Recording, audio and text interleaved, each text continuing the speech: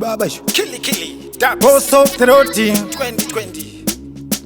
Atta like fire we burn. Bad advantage. Downtown we run. Shatanga. Punzama windi pam shika. President Lauya. Fura inzira. Pane mpurisa pane dovi. Ipapo ndipo ndinobuda shavi. Panoda kushinda unotora mari. Kucrossa border kunobudira Malawi. Usavume kuretsko fokasi. Nesichazi pamwe wawiri wako nefinazi. Kana kuramwa ako chapazi. Shinga kuchika watotora magrinazi. Andina kukanganisa. Mkuru wangu kana kuramba kunanganisa. Nyaya ndepahasha. Panapa manje ndopa mukutitandanisa. Andina kukanganisa. Mkuru wangu kana kuramba kunanganisa. Nyaya ndepahasha. Panapa manje ndopa mukaona tichidaizira. Tiri kuzama kutotsvaka ukatimatora. Saka mukangonotivharira.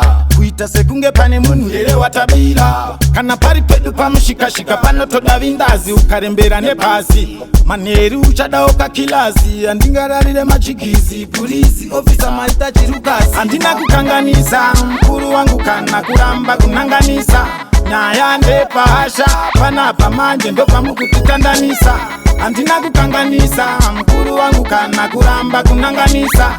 Nyaya ndepahasha. Panapa manje ndopa mukutitandanisa. Pane mpurisa pane dovi. Ipapo ndipo ndinobuda shavi. Panoda kushinda unotora mari. Kucrossa border kunobudira Malawi. Usavume kuretsko fokasi. Nesichazi pamwe wawiri wako nefinazi. Kana kuramwa ako chapazi. Shinga kuchika watotora magrinazi. Andina kukanganisa. Mkuru wangu kana kuramba kunanganisa. Nyaya ndepahasha. Panapa manje ndopa mukutitandanisa. Andina kukanganisa. Mkuru wangu kana kuramba kunanganisa. Nyaya ndepahasha. Panapa manje ndopa mukaona tichidaizira. Tiri kuzama kutotsvaka ukatimatora. Saka mukangonotivharira. Kuita sekunge pane munhu here watabira. Kana pari pedu pamushikashika panotoda vindazi. Ukarembera nepasi manheru uchada ukakilazi. Andingararire machigizi purisi ofisa maita chirukasi. Andina kukanganisa. Mkuru wangu kana kuramba kunanganisa. Nyaya ndepahasha. Panapa manje ndopa mukutitandanisa. Andina kukanganisa. Mkuru wangu kana kuramba kunanganisa.